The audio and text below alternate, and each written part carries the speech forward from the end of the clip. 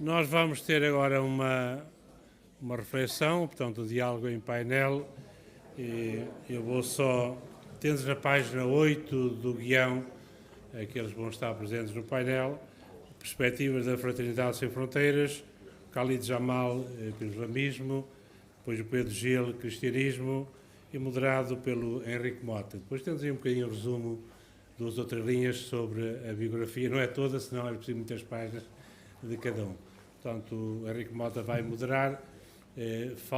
Estaria previsto também o Isaac, do judaísmo, mas ainda está no estrangeiro em viagem e pensamos que ainda chegará depois para a oração ecuménica, a oração interreligiosa às 18 horas, não é? Está previsto, se correr bem a viagem, que estará entre nós no final do dia. Só recordar aquilo que disse já o Paulo Rocha de manhã, tivemos estas sessões em que as conferências foram por vídeo, mas até amanhã será tudo presencial, exceto a última do Cardeal Tolentino, que será também por vídeo, por razões óbvias, com os novos encargos que ele tem agora no Vaticano, não se pôde deslocar como estava previsto.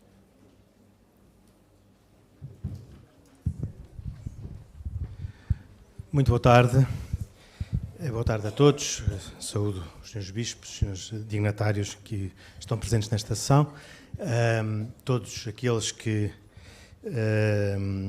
aqui estão presentes para este debate, que é um diálogo interreligioso que nós próprios tivemos a experiência de fazer ao longo de alguns anos na Rádio Pública Portuguesa e que em nós deixou ficar memórias muito positivas e por isso é com grande agrado que eu acho que todos nós os três repetimos aqui esta sessão, com pena de que connosco não esteja o Isaac Assor, que era a terceira perna do tripé, judeu que ao longo destes 7 anos nos acompanhou no programa. Este não é, contudo, uma edição do programa que nós fazemos, é uma sessão que estamos a fazer aqui sobre o tema deste congresso. A minha primeira pergunta para o Pedro Gil e o Khalid Jamal, que já agora também aproveito para dizer, é interessante que nós os três todos sejamos alunos desta universidade, licenciados em Direito, os três aqui da Universidade Católica, e agora nos encontremos nesta situação tão diferente daquela em que nos conhecemos ou nem sequer nos ficámos a conhecer. Bom, Pedro Gil, de alguma forma poderia parecer contraditório o termo missionação e fraternidade. Como é que se pode ser fraterno com um povo quando se leva a ele a vontade de o mudar ou porque é que a vontade de mudar um povo é um gesto de fraternidade?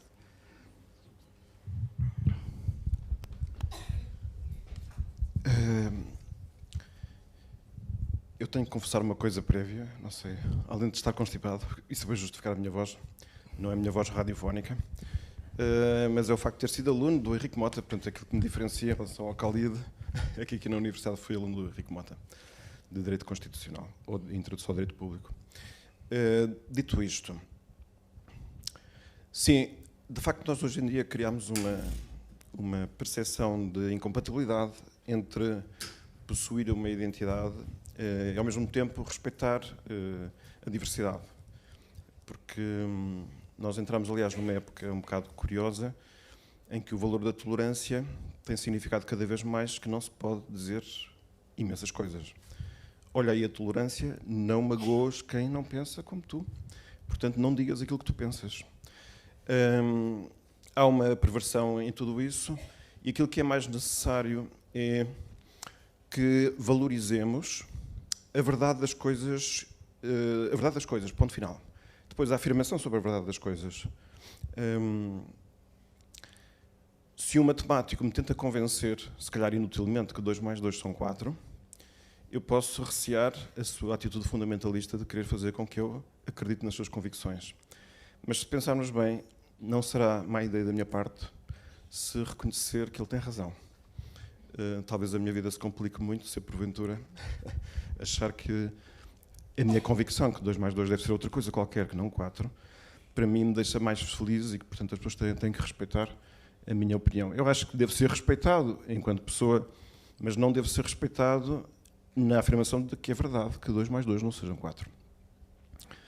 Claro, há pessoas que dizem assim, não, mas é que as afirmações de ordem científica, essas aí, evidentemente, são insuscetíveis de dúvida, enquanto que as afirmações sobre Deus, as afirmações sobre o sentido da vida, seriam, por natureza, aquelas sobre as quais não há certeza, aquelas sobre as quais só há tentativas não conclusivas de lá chegar.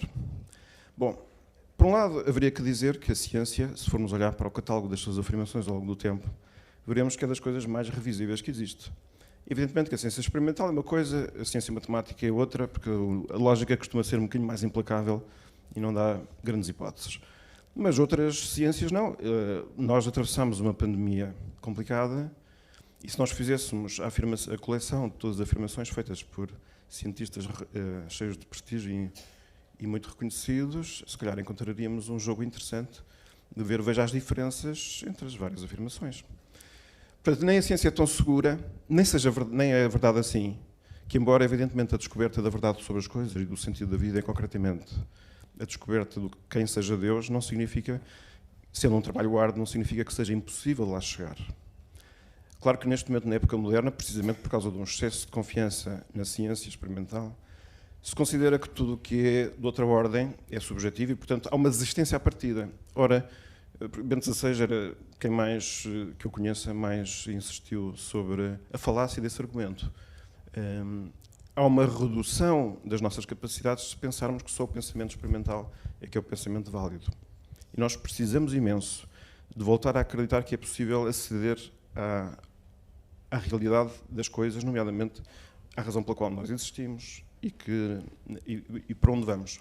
E nesse sentido, e agora para... Mas isso justifica caminhar para outros sítios como missionários, que era a versão tradicional Sim. que nós os cristãos conhecíamos. Hoje em dia, talvez a missionação pudesse ser feita no próprio edifício onde se mora. É fundamental ser aí, porque antes ia-se para os outros sítios, porque os outros sítios eram aqueles nos quais não havia cristianismo. Agora o não cristianismo está ao nosso lado, no metropolitano, no autocarro, em qualquer sítio, não é? E hoje em dia, eu até acredito que o desafio é muito mais interessante, porque precisamente na nossa época se considera que o cristianismo, a nossa cultura ocidental, o cristianismo e a religião em geral não têm dignidade intelectual suficiente. Portanto, precisamente por não se acreditar na verdade profunda, o que mais ou menos se diz é, se para ti a religião faz sentido subjetivamente, é mais ou menos como uma espécie de afeto interior. É como se eu gostasse muito de Batman. Batman é uma personagem de ficção. Se isso for muito importante na minha própria vida, se calhar podemos respeitar uma pessoa que tenha essa estima. Se isso para ti faz sentido, muito bem. E eu acho que na religião é visto um bocado assim. Se para ti faz sentido, nós respeitamos.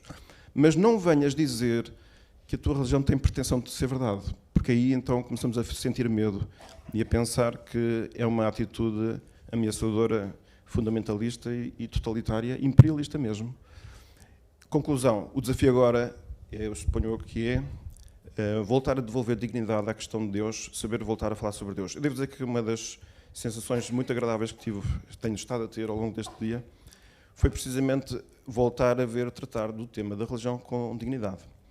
Foi para mim impressionante ouvir o Presidente da Assembleia da República dizer as coisas que disse hoje aqui. E não foi apenas o respeito pela religião como ato da pessoa, mas a religião como uma presença social, e inclusivamente, e achei isso bastante audacioso, dizer que as religiões têm um contributo a dar ao funcionamento da República e, portanto, que se devem até fazer ouvir num espaço como a Assembleia da República. Achei isso de uma grande sabedoria mesmo. E por isso eu acho que, sim, voltando então à pergunta, acho que é muito importante voltar a ganhar confiança em que é possível voltar a falar da religião, da própria religião, de Deus como uma questão, e que é possível voltar a ganhar respeito para com esse tema, não obstante a sua dificuldade, claro, evidente. Isto não é uma questão óbvia, e por isso é que não se pode, de maneira nenhuma, tratar da religião à base da violência. Portanto, esse ponto para mim acho que é fundamental, porque haveria sempre uma traição ao tema se isso fosse por essa via. Deus é alguma coisa que tem que ser convincente por si próprio e tem que constituir um motivo de atração, de forma que a pessoa, quando se aproxima do tema, não se sente subjugado pelo tema, mas sente-se liberto pelo tema. Khalid Jamal, eu gostava de fazer a mesma pergunta, até porque na imagem que muitos temos do Islão, encontramos uma forma, uma expressão muito prosélita e, ao mesmo tempo, muito afirmativa, para não dizer quase ou mesmo violenta, como o Pedro estava a referir.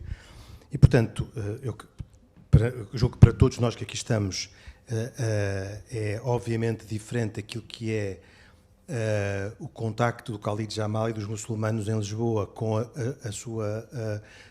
com os seus vizinhos e a sua possibilidade de falar de religião e de fraternalmente lhes falar de Deus, e aquilo que são afirmações de um dever ou uma vantagem de, à força, anunciar Deus e dar a conhecer o Islão. Bom, permitam-me começar com o Assalamu alaikum wa rahmatullahi wa barakatuh, que a paz e a bênção de Deus estejam convosco.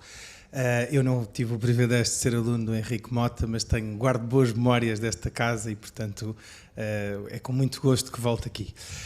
Henrique, eu quero ir um bocadinho mais além, ou tenho uma visão um bocadinho diferente daquela que o Pedro Gil aqui há momentos expressou.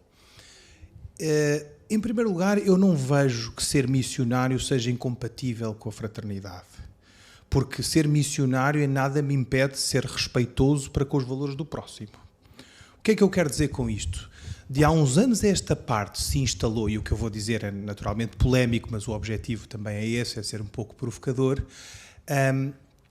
De há uns anos esta parte instalou-se na esfera pública, primeiro, a convicção de que, como o Pedro dizia, as religiões pouco importam para as civilizações, ao contrário do que disse aqui hoje esta manhã o Presidente da Assembleia da República. E, portanto, foi com igual satisfação que assisti a essa manifestação pública que, afinal, as religiões importam e são extremamente importantes, não só para a história das civilizações, mas para um conjunto de valores que nós entendemos como universais e que, porventura, foram invocados, em primeiro lugar, pelas religiões que nós praticamos.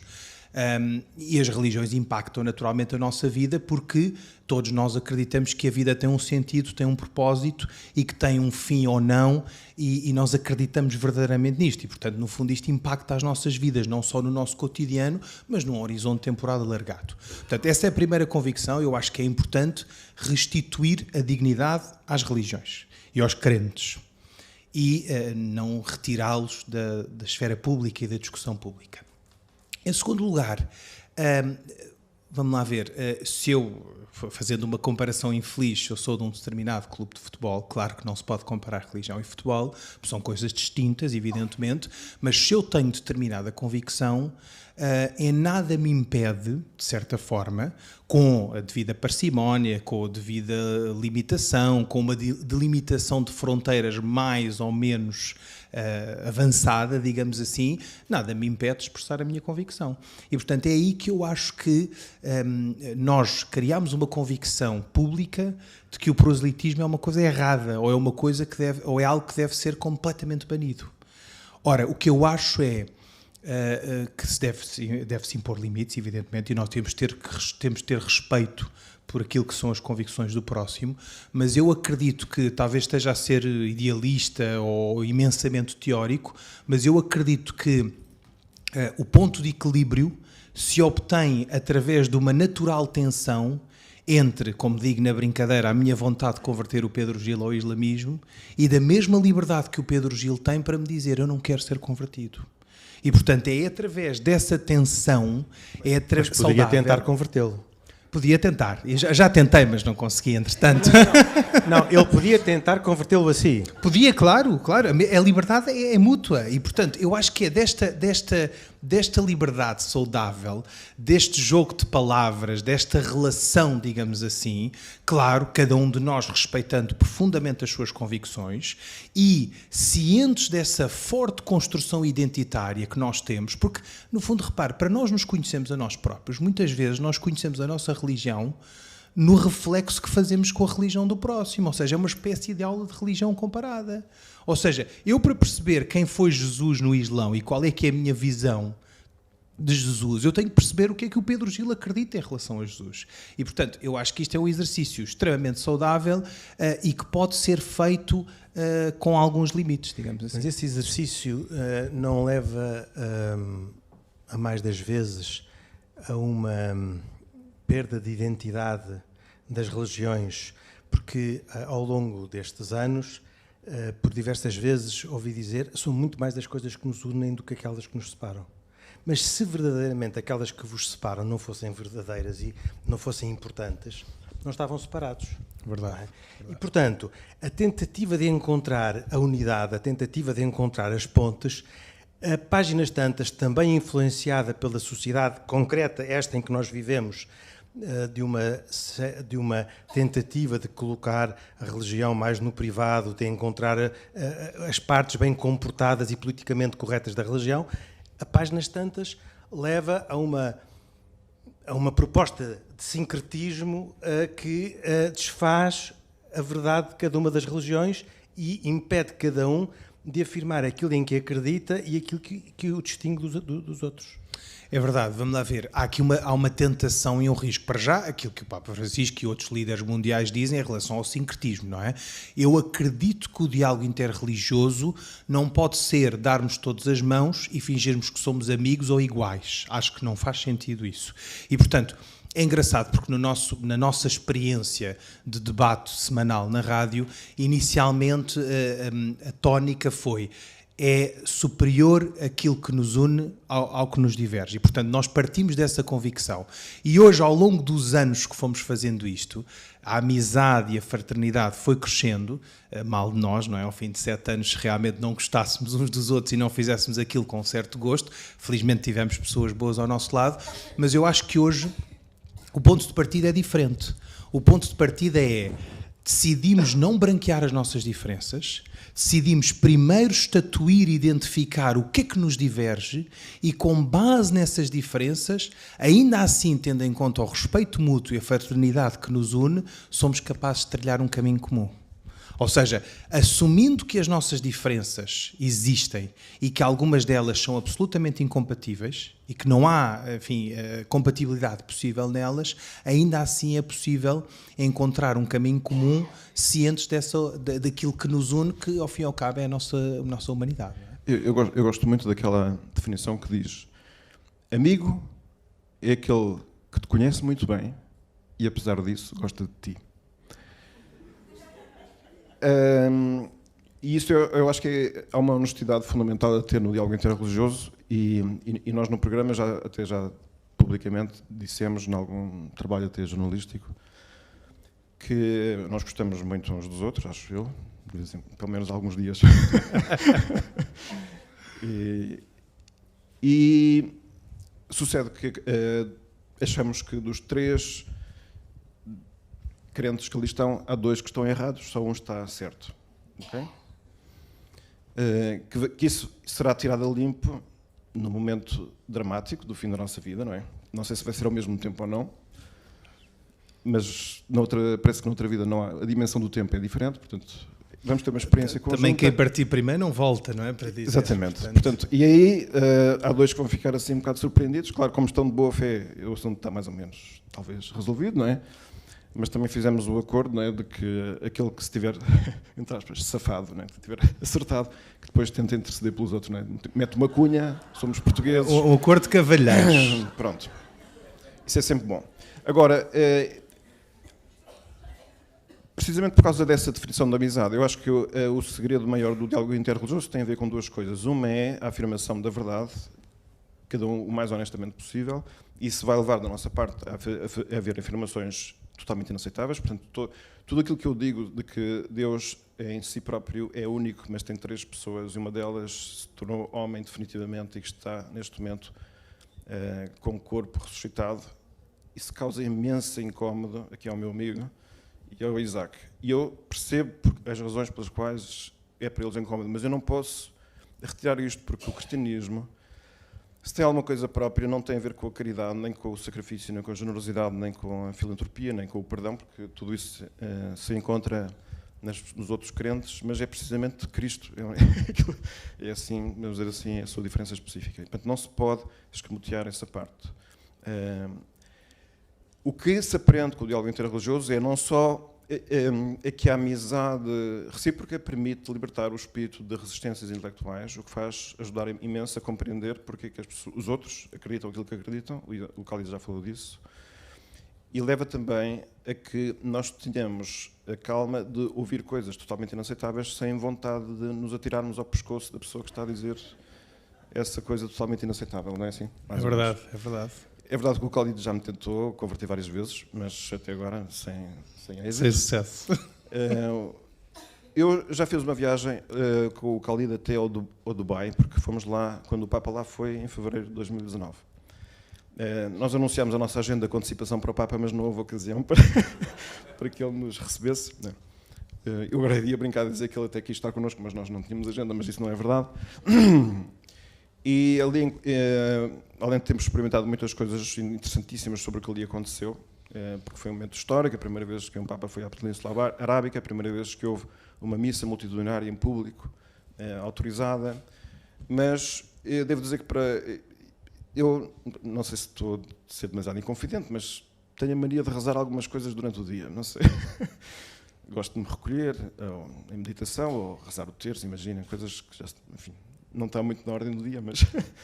e de fazer outras coisas. Ora bom, noutras viagens que já fiz com outras pessoas, nem sempre é fácil encontrar essa ocasião. A pessoa tem que se sacrificar para ir à missa, então é complicado. Ora, viajar com o Khalid é ótimo, porque ele, muito mais do que eu, está sempre a dizer, não, agora não posso, vou ali rezar. Portanto, ele, no meio do avião, pega... Isso é verdade, posso dizer, não pode? Vai para o fundo do avião e lá faz as suas orações da forma que ele gosta e aprecia. E tudo isso não só me liberta também para poder impor as minhas limitações, e aconteceu uma vez lá, fomos lá à chamada Praça da Fraternidade Humana, que tem uma mesquita e uma igreja. Eu fui à missa e ele foi à mesquita, estão as duas juntas. Mas além disso, não é só o facto de ter facilitado o horário, coisa que é uma coisa que eu agradeço muito ao Khalid, mas é o próprio testemunho dele, de pessoa que não é só ali. Eu já vi na RTP, no estúdio RTP, fazer orações lá no estúdio mesmo. Não tem aquilo a que se chamou durante muito tempo respeitos humanos, não tem vergonha, é uma pessoa descarada e não faz isso para provocar ninguém, simplesmente é uma afirmação natural da sua fé. No outro dia fui almoçar com ele à mesquita e pude estar no momento em que ia haver uma oração, que eu não sei dizer o nome, mas tu saberás dizer, claro. E na mesquita há um espaço principal da mesquita, que tem uma capacidade para 2.000 pessoas, mas havia gente que não cabia lá, então eu também fui para o andar de baixo e assisti à oração coletiva de talvez 800 pessoas ali naquele espaço, 800 homens a rezar conjuntamente numa sequência de atos em grande silêncio, onde só se ouve o barulho das posições a serem mudadas, a pessoa a levantar-se e a prostrar-se. Tudo isso dá uma impressionante força, exemplo de força crente, que, como digo, numa época em que nós, às vezes, aquilo que nos move mais é o futebol e outras coisas assim, que nos leva a multidões e arrasta e leva a grandes exaltações, é uma espécie de experiência refrescante de ver afirmada a prioridade de Deus. Eu não sei se este é o momento, ou se é mais tarde o momento, que eu tenho aqui uma reflexão conjunta sobre a nossa experiência. Talvez a seguir, porque eu ainda gostava de fazer uma pergunta, talvez um bocadinho, também com uma dimensão de provocação, mas que é esta. Eu não sabia que vocês já se tinham tentado converter um ao outro. Com violência mesmo. Agora, depois daquilo que disseram, a minha pergunta é esta. Se um estará certo, intercederá pelos outros, o que quer dizer que todos aqueles que estiverem certos vão também interceder pelo resto da humanidade. O que é que faz com que cada uma das vossas religiões pretenda, apesar de tudo, que sentido tem falar de missão quando já se sabe que, de boa fé, chegarão ao céu e, portanto, então, que espaço é que existe para a missão? Então não é melhor aplicar uma ideia de fraternidade que é só sermos amigos e considerarmos e sermos complacentes uns com os outros? A questão nós queremos conhecer a realidade tal qual é. Não queremos estar enganados quanto à realidade. Quer dizer, se eu vivo sem saber que existem pastéis de nata, não é uma coisa particularmente relevante, mas ainda assim é preferível conhecer e experimentar a realidade de que existem pastéis de nata do que não reconhecer. Estou a fazer, evidentemente, uma comparação muito débil para aquilo que eu quero dizer. Nós queremos conhecer a realidade tal qual é. Se Deus é uma parte da realidade, saber como é que Ele é exatamente, tudo muda. Com Deus ou sem Deus, tudo muda. Eu percebo que cada um dos dois querer conhecer a realidade tal qual é. Sim. Porque é que cada um dos dois há de querer que o outro conheça a realidade pelos seus próprios olhos? Porque se conhecer a realidade é bom para mim, eu acredito que seja bom para toda a gente. Aliás, essa é a razão de existir uma universidade, por exemplo, tipicamente. É para ajudar as pessoas a descobrir a verdade. Não é? Eu queria acrescentar aqui várias coisas. A primeira é, vamos lá ver, o que muda aqui tudo, Henrique, é a fraternidade que sentimos mútua. Porque mesmo embora eu possa reconhecer que eu tenho razão ou que estou convencido que tenho razão, embora não tenha a certeza absoluta disso, e o Pedro não, ainda assim a minha fraternidade por ele leva-me ao ponto de eu, no futuro, sempre interceder por ele e pela salvação, estou a exagerar, evidentemente, do Pedro e das pessoas de quem eu gosto e por quem tenho estima. E, portanto, não há fórmulas de sucesso e milagrosas no diálogo, mas há algumas notas que eu acho interessantes e que podíamos partilhar. Em primeiro lugar, nós temos que acreditar naquilo que dizemos, não é? Quer dizer, porque senão o discurso perde a autenticidade, perde a genuinidade e parece que estamos aqui a defender algo só porque alguém nos pediu para o fazer. E, portanto, eu acho que isso é fundamental e isso cria aqui uma autenticidade maior no discurso. Por outro lado, o discurso sem vontade de ter razão, ou seja, há uma coisa extraordinária nesta declaração da Abu Dhabi, da fraternidade humana, que diz, estou a citar, o discurso deve evitar discussões inúteis.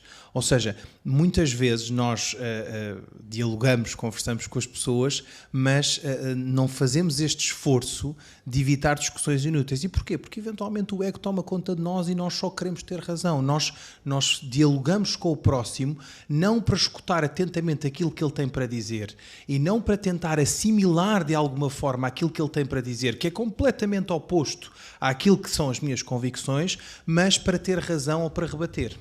Depois há outro aspecto que me parece bastante importante, que é, no fundo, nós, que é uma máxima que penso todos nós sabemos, mas do ponto de vista teórico é fácil, na prática é muito difícil de implementar. Nós não discutimos pessoas, nós discutimos ideias. E, portanto, a dignidade de cada um, a idoneidade de cada um está acima da discussão. Ou seja, eu no limite tinha direito de dizer que o Pedro teve uma ideia infeliz ou que o Pedro teve uma ideia tonta, mas eu não posso dizer que o Pedro é tonto. E isso não é razoável no discurso e no diálogo. E, portanto, muitas vezes as pessoas, quando estão demasiado presas às suas ideias e às suas convicções, e é verdade, e por um lado também é razoável e legítimo que estejam presas, porquê? Porque há um fervor religioso, e ainda bem que existe. O que eu não nego e que até aprecio é o fervor religioso. Agora, claro, esse fervor religioso também tem de ter limites, não pode ser levado ao extremo e não é absoluto. E, portanto, esse fervor religioso faz muitas vezes com que as pessoas manifestem as suas ideias com uma emoção que muitas vezes é inimiga do diálogo ordeiro e pacífico e sereno. E, portanto, eu acho que aqui o grande desafio, digamos assim, é encontrar o ponto de equilíbrio. Portanto, nós muitas vezes, quando estamos a discutir e a dialogar, apegamos de tal modo às nossas ideias e às nossas convicções que quando alguém as contraria, nós perdemos a noção que a pessoa está a contrariar a minha ideia. Ficamos com a percepção de que a pessoa está a contrariar-me a mim e que me está a atacar a mim. Ora, a pessoa não me está a atacar a mim, está a atacar a minha ideia, o meu princípio, aquilo que eu acabei de dizer. E, portanto, no fundo, como disse, não há fórmulas de sucesso, mas há algumas ideias que eu julgo que, sendo implementadas, muito contribuiriam para um diálogo mais saudável e mais profícuo. Mas, nesse contexto, há ainda espaço para a missão? É a pergunta que deixo aos dois antes depois de passar. Sim, missão é sempre a apresentação daquilo em que nós acreditamos com sinceridade e apresentando como proposta com a esperança de que a verdade tem um poder de atração por si própria. Não pode ser, evidentemente, com aquilo que hoje em dia se critica tanto e que se dá agora o nome de proselitismo no exato sentido de, eventualmente, ou usar coação ou então, pensando em pessoas que possam ser mais vulneráveis em relação a nós, aproveitarmos essa situação de vulnerabilidade para impor uma fé que a pessoa não quer ter. Não é assim, essa não é a dignidade das pessoas, as pessoas valem muito mais do que isso. E nós temos que correr sempre o risco da liberdade. No meu caso, eu diria que existe, evidentemente, no Islão missionários, até há um grupo mais conservador, vamos dizer assim, chamado Tabligh, cujo objetivo, a palavra Tabligh árabe significa o ato de islamizar, estou a usar uma expressão que não sei se existe, mas à semelhança de evangelizar, vá lá. E é evidente que há pessoas que têm essa missão. Agora, há duas formas de fazer isto, há variedíssimas, claro, mas há duas, pode-se jogar limpo ou não, Henrique.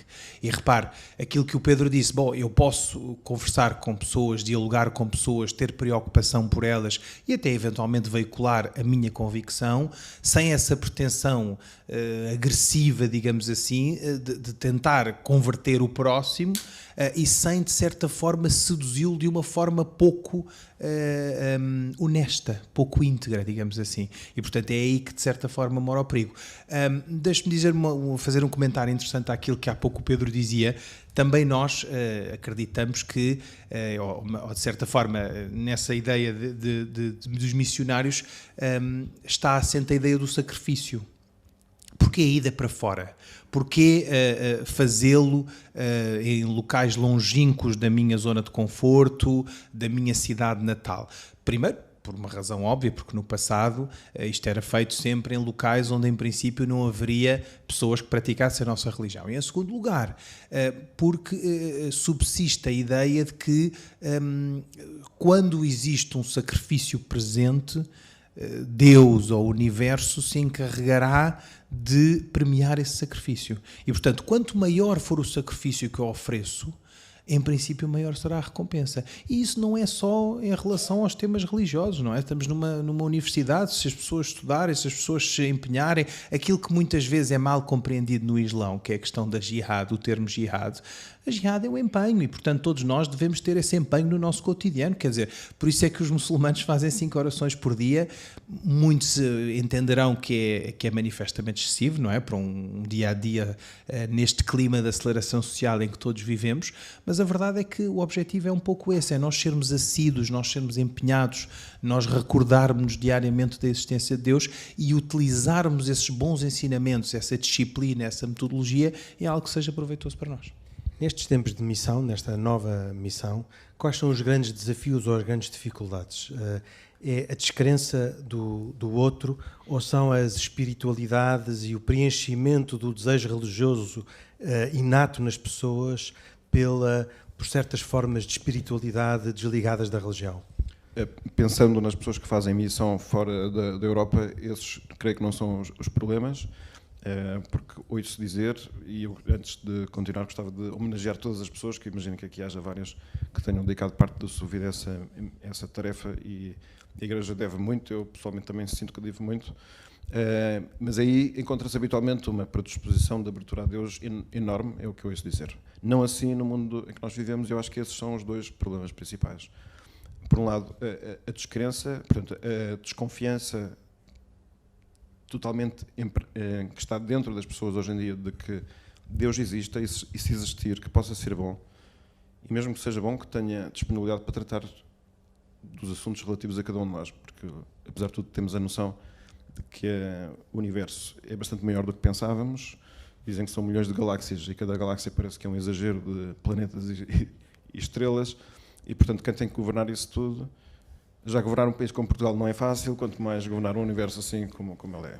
E, portanto, essa ideia de que Deus possa preocupar-se por cada um de nós é um conto muito bonito, mas é um conto de fábulas, não nos venham com histórias. Portanto, essa é a visão cética e que endureceu muito os corações neste momento e as pessoas perderam um bocadinho essa ligação filial, um pressuposto de confiança.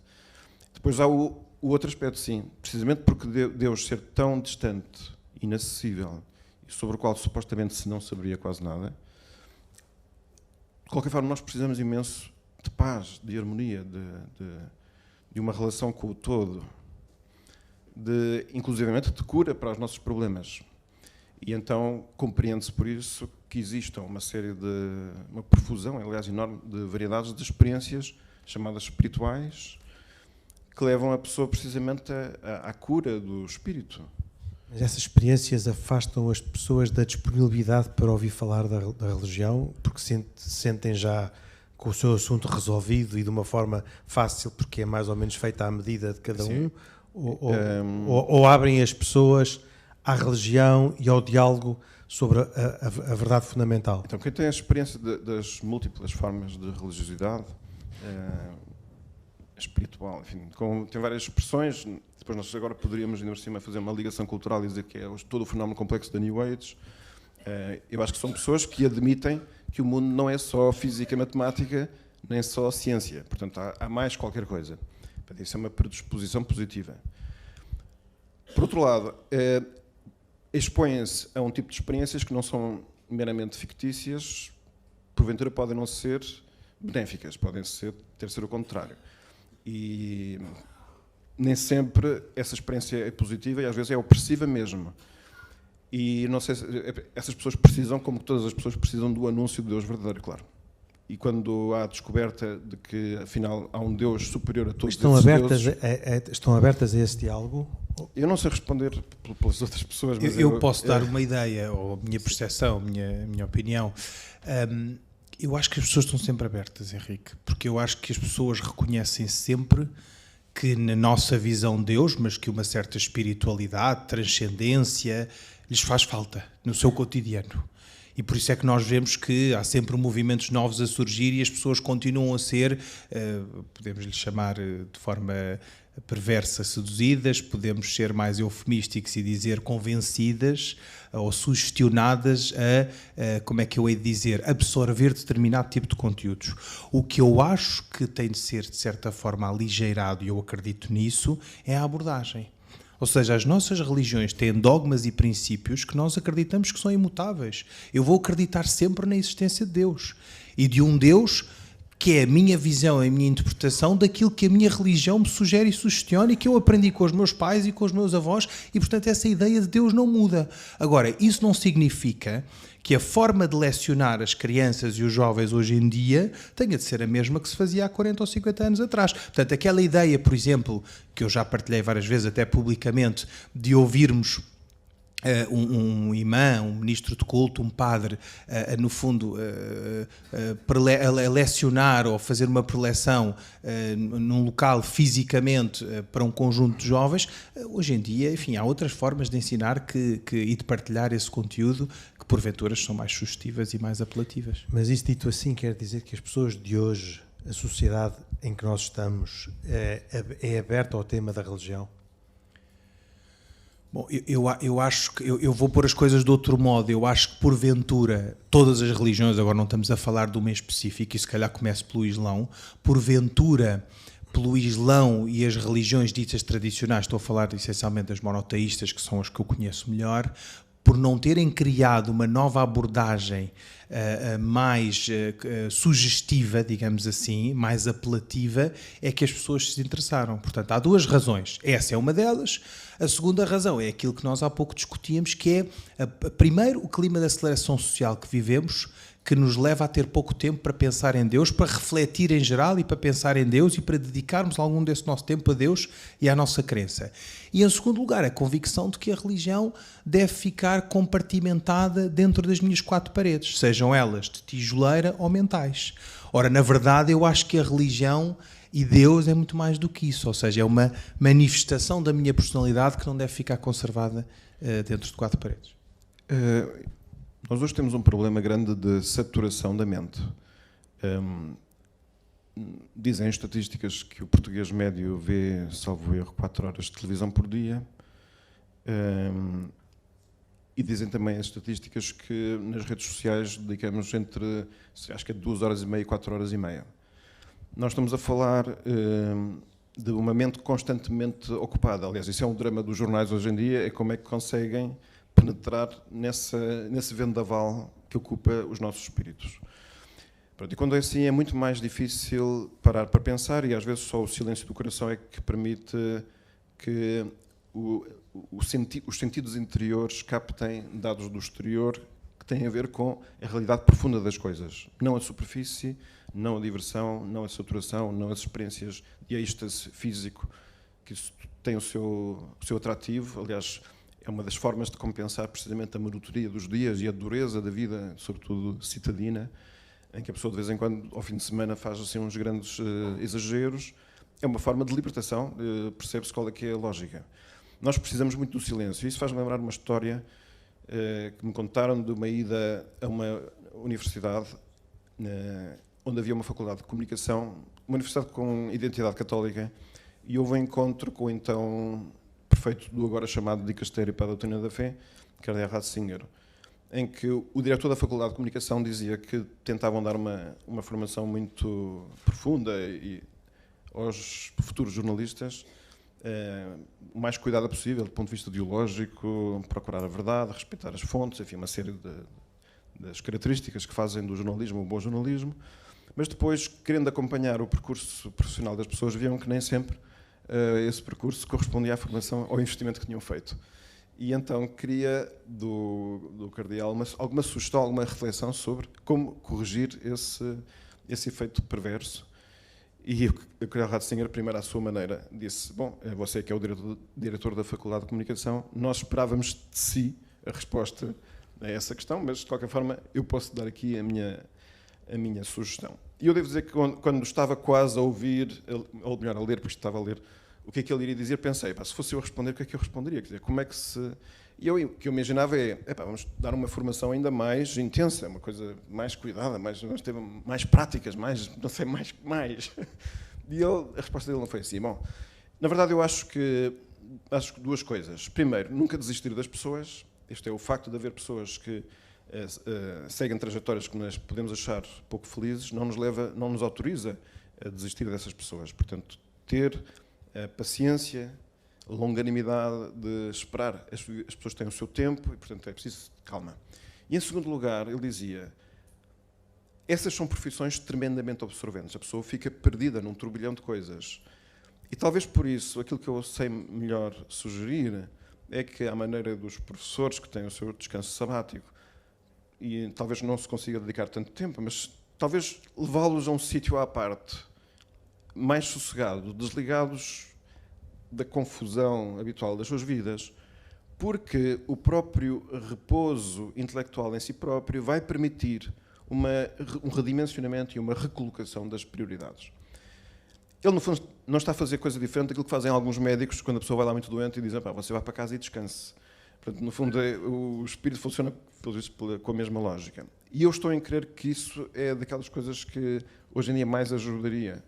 Era restituir às pessoas a experiência libertadora que o silêncio pode ter. É verdade que o destreino que nós todos temos significa habitualmente, quando a pessoa entra em silêncio, fica inquieta, começa a ficar com síndrome da abstinência, não é? Portanto, e com uma grande sensação de ócio. Nem sequer temos já facilidade em organizar o nosso pensamento, isto é, pensando somente, questionar, relacionar, ir à procura de informação já na dispensa da nossa vida, enfim, e tentar chegar a soluções novas. Isso, estamos destreinados. Conclusão, chega esse momento e nós não sabemos como avançar. E depois podemos sempre ter a tentação de, ao menos um bocadinho de Antena 2, não há um bocadinho de música clássica, porque só o silêncio. Portanto, há uma assustadora... melhor, o ócio pode parecer uma ameaça até à nossa própria comunidade. E, no entanto, eu penso que é preciso voltar a fazer essas experiências. Eu acho que quanto mais formos pessoas que saibam encontrar espaços e tempos de recolhimento, mais facilmente nós estaremos sensíveis aos problemas principais, além de sermos capazes de resolver grande parte dos problemas. Eu peço desculpa de estar a mexer no telefone, não é porque esteja à espera de nenhum telefonema, nem interessado em nada que aqui venha, é só porque não tenho horas, não uso relógio há muitas décadas, desde que há telemóveis, e portanto a única maneira de ver o andar do tempo é olhar para o telemóvel. Nós estamos mais ou menos a meio do tempo que nos foi dado, que contava com um terceiro dialogante, que era o Isaac Assor. Acho, aliás, que ele fez muita falta nesta primeira parte, porque era muito interessante perceber uma certa indiferença que o judaísmo tem relativamente a este tema e que poderia ser muito podia desencadear um diálogo mais rico ainda, mas não podemos ter paciência. Eu gostava de tomar esta segunda parte do tempo que temos para começar com um decálogo que o Pedro Gil construiu quando nós os três com ele fomos a Roma apresentar esta experiência inovadora que é este programa na Antena 1 e Deus Criou o Mundo, e estivemos na Universidade de Santa Cruz num colóquio sobre comunicação e sobre diálogo interreligioso, e portanto este tema foi abordado. E nessa altura o Pedro preparou um texto muito interessante que eu julgo que nos pode agora ajudar a fazer a segunda parte desta nossa conversa. É um texto em parte original porque é um decálogo de 11 pontos, não é? Fica sempre bem alterar aqui a matemática. Então, querendo descrever quais são os ingredientes da nossa experiência, para uma reflexão já com alguns anos de programa de rádio, os pontos que apuramos são 11 e são os seguintes. Primeiro, o diálogo é entre crentes. Isto parece uma coisa óbvia, mas não é. Isto é, para nós, Deus não é só alguém que existe e que atua na história, mas cada um de nós procura abrir-se à relação pessoal com Deus. Se, pelo contrário, fosse um diálogo entre pessoas que na religião apenas encontram festividades, ritos, tradições e costumes, mas não procurassem um encontro com Deus vivo, então o diálogo seria, quando muito, etnográfico ou sociológico, mas não seria religioso. Em segundo lugar, cada um de nós tem que assumir sem medo a sua identidade.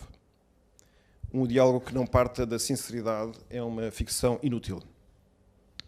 Seria um jogo não de fake news, mas de fake views, falsas visões. Para eu poder dialogar, tenho de aprofundar naquilo que acredito e nos motivos pelos quais acredito para poder expor de modo fiável e inteligível a minha fé. Terceiro, não posso usar uma linguagem que só a minha fé consiga perceber. Num diálogo, o sentido das palavras é dado por quem ouve as palavras e não por quem diz as palavras. Por isso eu não posso pressupor que as palavras próprias da minha fé são claras para os meus colegas e muito menos para os ouvintes do programa. Quarto, o objetivo do diálogo é o próprio diálogo, não é o consenso. Certamente, se eu desfocasse convicções pessoais só para agradar, não desiludir ou alcançar um ilusório acordo, seria uma traição à própria fé e também uma traição ao diálogo, e seria um desrespeito para com os outros. Contudo, o melhor resultado de uma conversa não é a aproximação das ideias, mas a aproximação das pessoas. Quinto, o diálogo obriga a não omitir os temas difíceis. Judeus, cristãos, muçulmanos têm algumas ideias comuns, não poucas ideias diferentes e não raras ideias totalmente incompatíveis. Dialogar exige dispor-se a ouvir com interesse todas elas. Sexto, no diálogo devo interessar-me pelos melhores argumentos dos outros e não pelos piores argumentos dos outros. É muito tentador comparar os bons argumentos que apoiam a minha convicção com os maus argumentos que sustentam ou comprometem a convicção alheia. É tentador, mas não é honesto. Sétimo, a clareza é compatível com a delicadeza. É muito frequente o erro de pensar que a defesa da verdade é tanto mais honrada quanto mais irritada e gritada for. Seria errado e até contraproducente. Em 2012, disse o então arcebispo Jorge Mário Bergoglio que a verdade é como uma pedra preciosa. Fascina quando a deixamos delicadamente na mão do outro, mas pode ferir e ferir gravemente se lhe atirarmos à cara. 8. A simpatia pelo outro é meio caminho para o compreender. Recordamos talvez o prólogo do livro Jesus de Nazaré de Bento XVI, onde o Papa quis deixar ao leitor a possibilidade de livremente o contradizer, porque não se tratava de uma peça de magistério. Mas pedia uma condição, e cito: peço apenas aquela pressuposição de simpatia sem a qual não há qualquer compreensão. Por isso, no diálogo interreligioso, a relação de simpatia e bom humor é uma espécie de motor turbo da inteligência. 9. A estima pelo outro é meio caminho andado para ele desejar progredir. Certamente já vimos pessoas melhorarem, e melhorarem muito, por se ter confiado nelas, por as termos tratado com a versão melhorada delas, ou com o sonho melhorado sobre elas. Por isso é importante saber apostar no muito de bom e de grande que cada pessoa tem dentro de si e incentivar no longo prazo que este muito de bom e de grande se robusteça.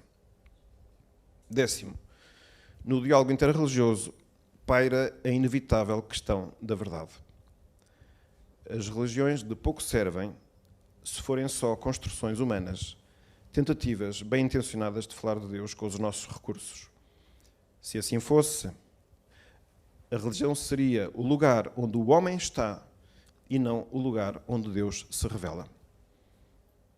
De facto, nós todos tomamos as nossas religiões como verdadeiras, mas elas não podem ser todas verdadeiras em todas as suas afirmações, tantas vezes dissonantes ou contraditórias entre si. Esta divergência não se resolve com retórica ou persuasão, e menos ainda com violência, mas apenas com maior abertura interior a Deus. Temos de compreender que seja Deus quem nos oriente e nos esclareça e indique o caminho por onde os homens devem andar, e a todo momento, e neste momento, podemos pedir a Ele que intervenha e não nos deixe cair no erro. E o último, 11. Se não soubermos dialogar sobre a religião, acabaremos por guerrear por causa da religião. Esta frase foi dita por um bispo católico, Robert Barron, numa conferência na sede do Facebook. Precisamente uma rede social que se incendeia muito facilmente, também por causa da religião, mas onde ainda pouco se sabe dialogar sobre a religião. Partindo daqui, aliás, acho curioso, tenha sido dito pelo bispo Barron, que escreveu um livro precisamente sobre como acender um fogo na terra para anunciar, não é? Um livro que ainda não está traduzido em português. Mas gostava de partir deste último ponto, de guerrear. Depois desta exposição, esta foi a intervenção que o Pedro Gil fez nessa sessão na universidade, tivemos um evento social. E nesse evento social houve um francês com quem estava a conversar e que me disse uma coisa que me deixou muito impressionado, que foi esta: isto que vocês fazem em Portugal parece-me uma ideia interessantíssima, muito louvável, vale muito a pena, felicito-vos, elogio-vos por isso, mas não era possível no meu país. No meu país, o grau de divisão é de tal modo significativo que o diálogo que vocês dizem que é possível, no vosso caso, no meu caso, seria imediatamente guerrear. E pergunto, agora, nessa lista de princípios, o que é que há a fazer? Quer dizer, como é que podemos olhar para a nossa realidade e dizer que é irrepetível e, portanto, não vale a pena tentar exportar modelos? Se calhar é pobre. Ou o que é possível fazer a partir da nossa experiência naqueles países onde parece que um modelo como este é inaplicável? Sim. A questão está bem colocada e levanta aqui outra questão que acho que está um bocadinho subentendida em todas as reflexões deste dia, que é, no fundo, não é assim tão difícil construir um discurso interessante sobre o diálogo e sobre a paz e a fraternidade, porque, basicamente, paz e amor, desde a Revolução de Maio de 68, nós sabemos dizer isso com facilidade, não é? O problema é como é que se põe pernas a isso, não é? Porque nós aí tocamos um ponto que às vezes fica, como digo, subentendido, que é: nós estamos sempre a falar para uma humanidade que está altamente ferida dentro de si. E, portanto, mesmo quando nós, com a nossa inteligência, conseguimos descobrir a verdade das coisas, querer fazê-la são outros 500, quer dizer, é outra dificuldade. Isto tem muito a ver com o facto de, por exemplo, no âmbito do cristianismo, ser fácil ter discursos sobre a necessidade de sermos santos. O problema é como é que isso se faz, não é? Conheci uma pessoa que teria assumido para si própria esse desejo de ser santo. A Igreja diz para todos serem, portanto, não podia por isso de lado, não é? Mas depois de alguns esforços, uma vez confidenciou: pá, isto de querer ser santo já me começa a chatear. E no fundo, isto aqui de querer fazer a paz e não é, ter este diálogo, isto já começa a chatear, não é? Isto já começa a ser um bocado difícil. Não é? Pronto. E então acho que o ponto é que às vezes nós temos, de facto, esquecido um bocado esta condição original de fragilidade. Nós estamos fraturados por dentro e, no fundo, nós estamos necessitados de uma cura e sem dons que não são humanos, nós não vamos conseguir fazer nada do que está aqui escrito. Né? Nem aqui escrito, nem nos nossos desejos. Pronto, e aqui é sempre recordar que, em certa medida, a humanidade está em condição de náufrago. Nós estamos em risco iminente de nos afogarmos. E não nos podemos salvar a nós próprios. Na estrutura do cristianismo isso é claríssimo. Né? Portanto, Deus é quem salva. Né? Jesus significa Deus salva, o nome é aquilo que significa.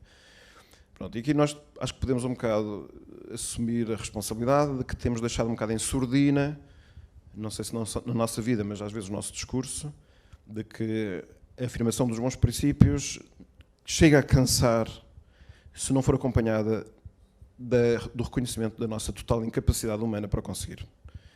E enquanto nós não nos colocamos não apenas na situação de criatura, isto é, dependentes de Deus por princípio, mas além disso, de criatura ferida por erros que nos deixaram muito aquém das nossas capacidades e, portanto, necessitados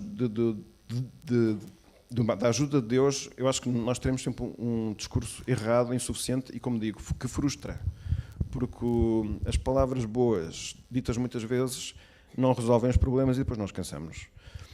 Isso faz-me lembrar um bocado que, no fundo, o cristão é mais ou menos como um atleta que está sempre com doping. Quer dizer, que não confia apenas nos treinos que faz. Claro que é bom treinar, com a diferença que o cristão não quer enganar ninguém, não é? Portanto, só para dizer que o doping é legítimo no caso dos cristãos, não o doping de atletas. Eu tenho que esclarecer, não vai acontecer que isto depois vai parar ao YouTube e depois fica mal citado.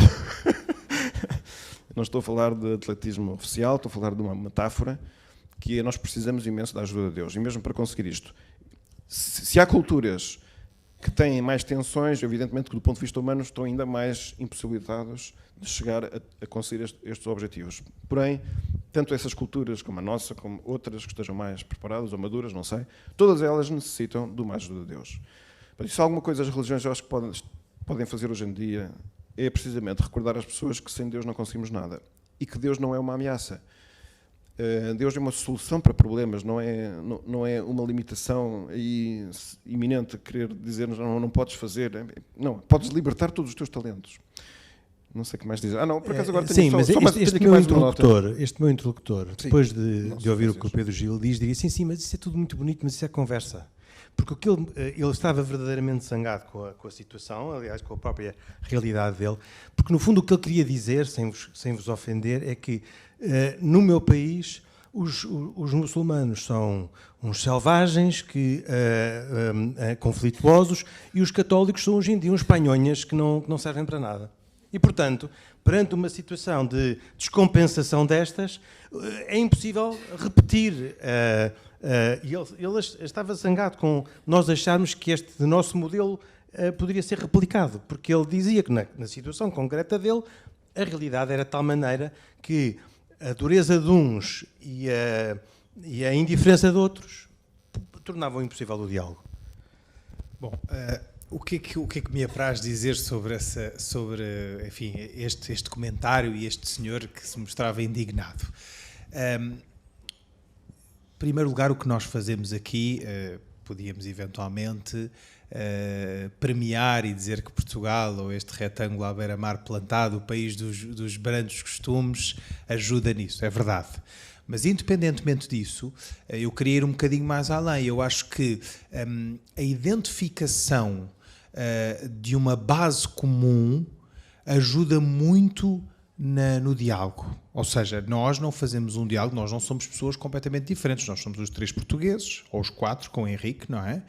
É verdade que temos uma herança cultural e religiosa distinta, é verdade que queremos em coisas muito distintas, mas, como disse, apesar de conscientes das nossas diferenças, a invocação daquilo que nos une é bastante importante para a construção de uma ponte inicial para o estabelecimento do diálogo. Primeiro aspecto. Segundo aspecto, falar com verdade e de forma ordeira, e o falar com verdade sem ofender o próximo obriga-nos a duas coisas. Primeiro, a restringir tudo aquilo que queremos dizer ou adequar aquilo que queremos dizer com um discurso próprio respeitoso e de uma forma respeitosa e delicada. E, em segundo lugar, a promoção, ou melhor, a promoção prévia de uma intimidade ou cumplicidade que ajudam nesse diálogo. Ou seja, se nós não fôssemos amigos e se não tivéssemos construído laços entre nós de fraternidade, de humanidade, de irmandade e amizade, porventura este discurso seria muito mais difícil, porque eu já não estaria preocupado com a reação do Pedro ao atacar violentissimamente aquilo que ele pensa de Jesus. E, portanto, o facto de eu ter estima e empatia por ele é o que me leva a pensar, bom, há um day after depois deste debate, há um dia depois disto, há um momento depois, como é que eu vou ser capaz de enfrentar uma pessoa de quem eu gosto e por quem tenho estima, se realmente não tiver respeito pelas convicções dele ou se a forma com que eu o fizer for manifestamente ofensiva. Portanto, este é um aspecto. Em segundo lugar, é verdade que a realidade que temos em Portugal é uma realidade quase eminentemente paradisíaca, ou seja, por exemplo, o caso de França, falando da comunidade islâmica para já, a grande dificuldade seria, e também aqui no nosso caso poderia haver essa dificuldade, que era quem é que seria o interlocutor? É verdade, ele próprio disse, nem sequer saberíamos encontrar a pessoa a quem devíamos convidar para fazer este debate. Pronto, e portanto o Henrique sabe, e o Henrique, por sua iniciativa, sempre que iniciávamos os debates, dizia que nós não tínhamos a pretensão de representar institucionalmente as nossas comunidades ou religiões, ou seja, que nós falávamos despidos das nossas vestes institucionais. E isso é muito importante ser dito no início de cada programa. Primeiro, porquê? Porque me esvazia o ego, logo de imediato, e porque, no fundo, me subtrai a responsabilidade que eu, porventura, assumiria quase tacitamente. E, portanto, é a opinião do Khalid Jamal que está aqui, não é a opinião do dirigente da comunidade islâmica ou do muçulmano que tem a pretensão de representar os muçulmanos num debate em esfera pública. E isso, parecendo que não, Henrique, esse esvaziar de responsabilidades ajuda, primeiro, a uma tranquilidade e uma serenidade própria no tom do diálogo. E, em segundo lugar, ajuda a que eu fale com muito mais sinceridade e honestidade e que não tenha a tentação de ter um discurso feito, um discurso cor-de-rosa, um discurso que seja mais para agradar a gregos e a troianos do que dizer aquilo que é a minha verdade e a minha visão sobre o fenómeno religioso em Portugal ou no mundo. Eu gostava de fazer aqui um comentário a partir da pergunta, que é em relação às pessoas que têm ceticismo de que este esquema possa funcionar, a quem não quer nada lhe podemos dar, quer dizer, não é fácil conversar com um cético total. Claro que eu também não gostaria que uma pessoa dessas tivesse apenas um otimismo humano, dizer, vamos tentar, que somos bons e vamos isto vai correr melhor. Se calhar, humanamente, lá está, não é suficiente. Eu acho que, porquê duvidar do poder de Deus? E a este propósito vou contar uma história de um senhor chamado John C. Wright, um ilustre desconhecido para nós, autor de livros de ficção tipo Harry Potter, mas evidentemente sem esse sucesso, mas nos Estados Unidos. Ao mesmo tempo ele é também um técnico informático e pai de algumas crianças e ateu convicto, ao ponto de participar em polémicas e estar assim em conversas como esta do lado dos ateus. E ele conta que tinha polémicas com amigos tipicamente católicos, assim em público, e dizia que tinha uma mistura de sentimentos em relação a eles. Por um lado, admirava-os como pessoas, tinha muita pena deles por eles estarem enganados com um ponto fundamental, que é que estavam iludidos de que existia um qualquer Deus benéfico, que ele achava que seria, lá está, simplesmente um conto de fadas bonito, mas que não tinha qualquer realidade.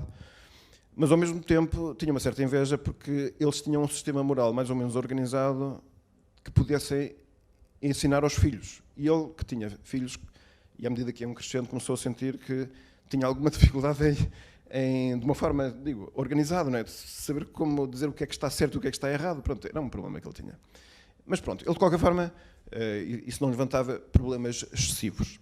Mas dentro do seu espírito analítico, porque a formação é mesmo de ciências matemáticas, em informática, não é? ele disse assim, bom, eu de qualquer forma tenho 1000 razões para achar que Deus não existe, tenho que admitir uma hipótese remota, que me custa admitir, mas tenho que admitir a hipótese remota de eu estar enganado, de boa fé, mas portanto, falhar aqui qualquer coisa. Ora bom, se isso acontecer assim, então significa que Deus, diante de mim, que estou de boa fé e não consigo chegar até Ele, de duas uma, ou não existe e, portanto, não vai fazer nada, ou se existe, seria dramático que Ele, sendo um Deus bom, me visse a mim de boa fé enganado e não fizesse nada. Então ele pensou, acho que vou ter que fazer uma coisa que nenhum ateu certamente fez. E acho que vou poder dizer que fui corajoso até ao fim. Resolvi fazer uma oração. E foi assim. Meu Deus, como sabes, não existes. Em todo o caso, eu tenho que admitir a hipótese remota de que eu esteja enganado e, ao contrário do que eu penso, afinal, tu existes, não é? E assim, se tu existires e não fizeres nada, então não és um Deus bom, coisa que eu acho que não quadra com o conceito de Deus. Se és bom, então tens que fazer qualquer coisa. Por isso, eu peço-te, aliás, eu intimo-te a que faças qualquer coisa e não me deixes no erro se porventura estiver no erro. Fiz a oração e fiquei descansado. E disse, realmente, um ateu não pode ir mais longe. E fiquei tranquilo da vida, não aconteceu nada. Ele conta isto numa peça de telejornal, está no YouTube, e depois eu posso dar indicação como é que podem ver. A história parece-me plausível. Hoje em dia, o que é verdade, o que é falso, sabemos que isto é complicado, mas a mim parece-me plausível. Mas ele disse, mas Deus tem bom humor, e ao fim de um dia tive um ataque cardíaco e tive uma experiência transcendente que não sei descrever e que me levou a conhecer Deus e a Virgem Maria, que eu não sabia que existia. E tive imensas... Depois, uma semana depois, tive outra vez outra experiência mística. E de forma que eu, até o momento em que fiz esta oração, tinha 1000 razões para achar que era ateu. Depois passei a ter uma série de evidências pessoais que me tornaram crente. Ele passou a ser, portanto, um apologeta. Com isto eu quero dizer é para as pessoas que, diante destas propostas, têm ceticismo, eu digo, se não querem experimentar, não posso fazer nada. Mas experimentem, isto é. Porque é mesmo assim, se Deus existe... Ele tem que agir. Deus já não pode continuar sempre a ser aquele ente sobre o qual falamos e não ser o ente com quem falamos. E isto é daquelas coisas que, em parte, não é comunicável. Quer dizer, tem mesmo que se pedir às pessoas que façam a oração dos ateus. E podemos ir até à situação, e podemos recordar a ida do Papa Bento XVI, não sei se foi só uma, se foi várias vezes, a Paris, mas numa delas esteve com jovens, crentes e não crentes, à frente de Notre-Dame. Ainda não tinha havido o incêndio em Notre-Dame. E ele disse, bom, e agora, no final deste encontro, com vocês jovens, vou-vos fazer um desafio. Convido a todos os que sejam crentes a entrarem dentro do templo e aí dirigir uma oração a Deus. Mas também gostava de desafiar os não crentes a entrarem dentro do templo e a fazer uma oração ao Deus desconhecido. E eu gostei disto porque isto é outro sinal do grau de confiança que se tem em que Deus atua. E vou dar outro exemplo que tenho dado algumas vezes quando tenho que preparar pessoas para falar sobre Deus ou sobre a Igreja nas televisões. É um bocado para ajudar as pessoas a terem confiança de que as coisas grandes são grandes mesmo. Portanto, não é preciso gastar muitas energias em falar sobre elas, é simplesmente enunciá-las. E que não somos nós que transformamos as pessoas, não somos nós que provocamos o efeito nas pessoas, porque Deus está vivo e atua. Então vou contar. Em 2005 eu vi uma notícia que me deixou estarrecido. Um mosteiro, eu agora não sei dizer se é cisterciense ou não, mas na Inglaterra, resolveu aceitar o desafio da BBC de fazer um reality show dentro de um mosteiro. E eu não achava que o modelo do Big Brother fosse um modelo para a Igreja do futuro. Pronto. E achei, mas o que é que passou pela cabeça desta gente para aceitar uma coisa dessas? Bom, o mosteiro estabeleceu as suas condições, que é, não há filmagens indecorosas, portanto, os espaços, aquilo que se filma é aquilo que é publicamente visível habitualmente no mosteiro, embora sejam mosteiros de clausura. A vida que lá vão fazer dentro é vida totalmente conventual, exclusivamente conventual. Silêncios, orações, acordar à meia-da-noite, enfim, aquelas coisas que eu nem sei como é, que me assusta de cada vez que eu ouço falar. E damos à BBC liberdade para escolher as 5 pessoas que vão cá vir e o perfil. Então, a BBC escolheu 5 homens do perfil mais extravagante que possam imaginar. E não vou descrever em detalhe, mas tudo o que vocês imaginarem estava nestas pessoas. São 4 semanas de filmagens diárias, e eles lá para cima e para baixo, não sei o quê. No final dos 5, 3 converteram-se. E garantiram. Nós não vinhamos com essa ideia, nós vinhamos só com a ideia de ganhar dinheiro, claro, de participar numa festa diferente, uma experiência radical, que realmente foi mais radical do que eles pensavam. Portanto, eu não estou aqui agora a querer fazer uma proposta de formato televisivo, quero apenas pegar num elemento como estas 3 histórias, que é, se Deus está vivo, Ele atua. E, portanto, qualquer crente, aquilo que faz na sua vida não é convencer os outros de uma coisa que tem na mão.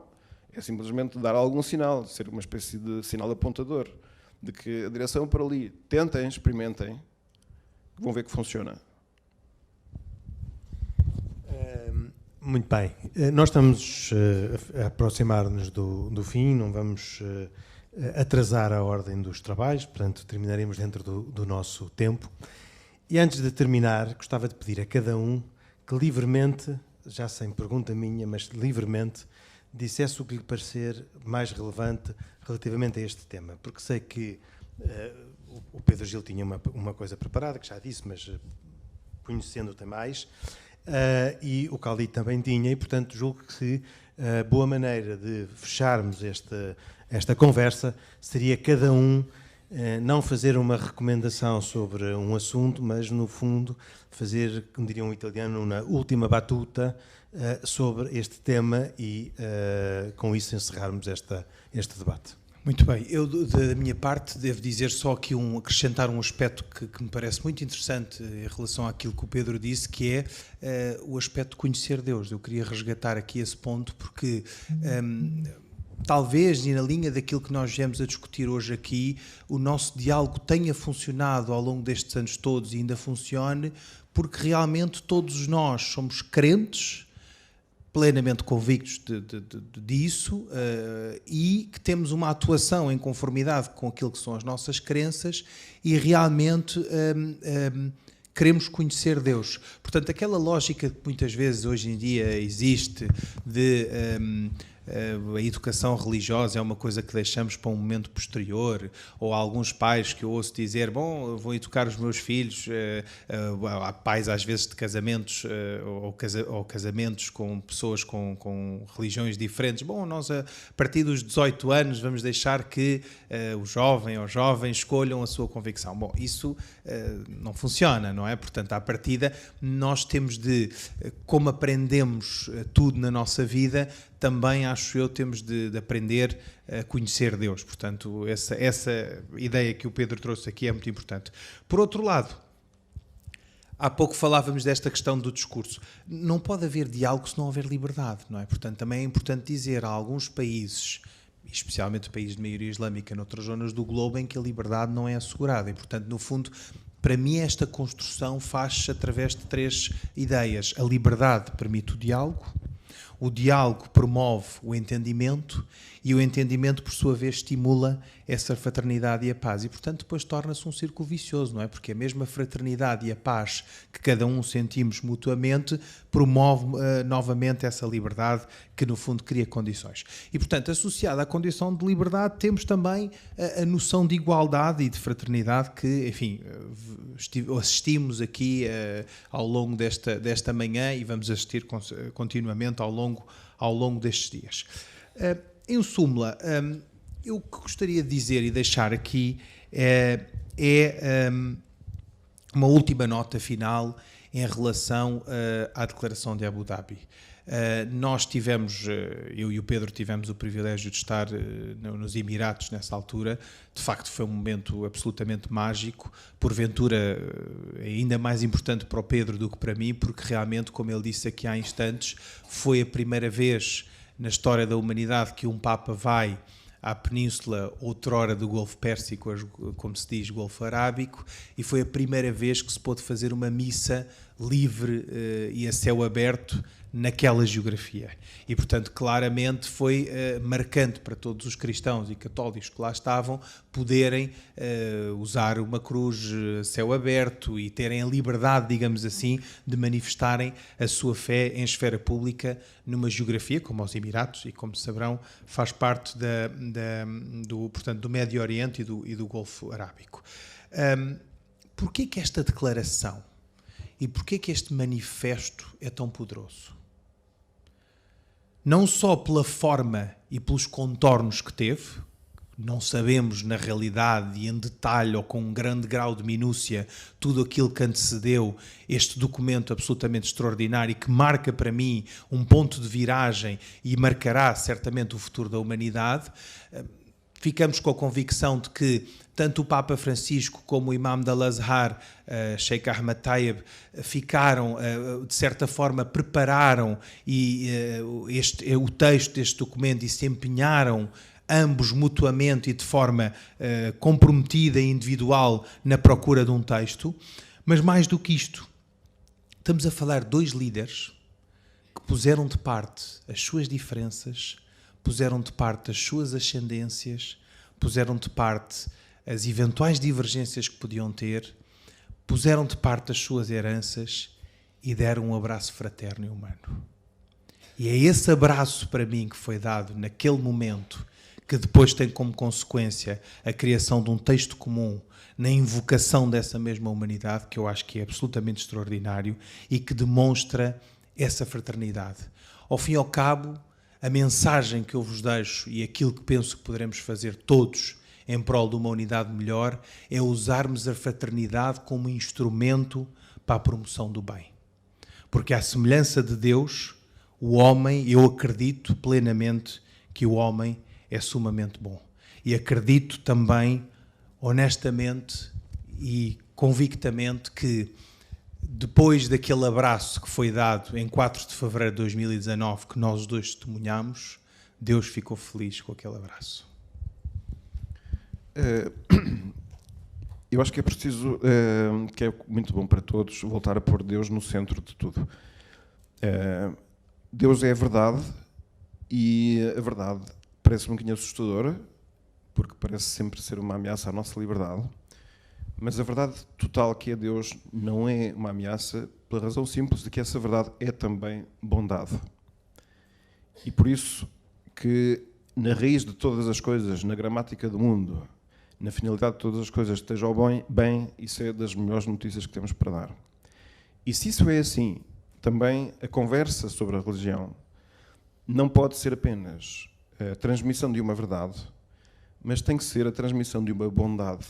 E isso determina o modo como essa verdade deve ser transmitida.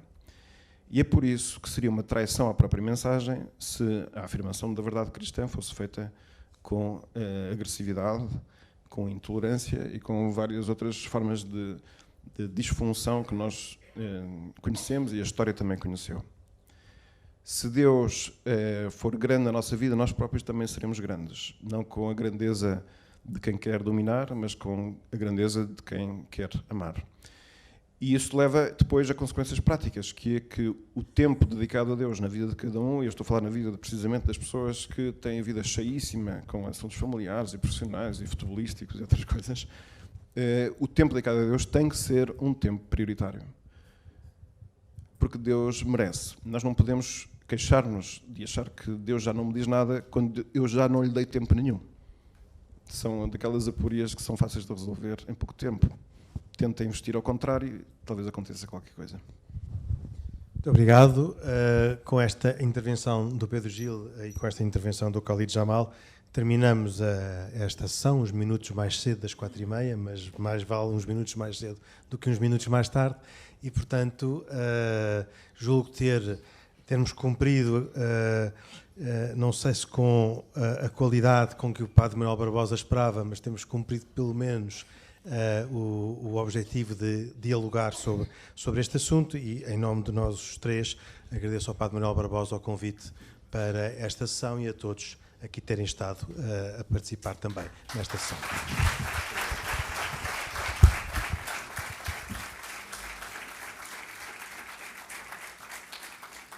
Em nome da organização do Congresso, todos vós que participais aqui e também os muitos e muitas que participam de forma digital, muito obrigado ao Henrique, ao Khalid e também ao Pedro por este momento da tarde, numa hora ingrata, porque é hora de sexta, mas foi 1h30 muito rica na afirmação das suas convicções com respeito e liberdade, num diálogo sempre rico, fraterno, que aqui expressaram pelas inquietações, desafios e provocações que nos deixaram.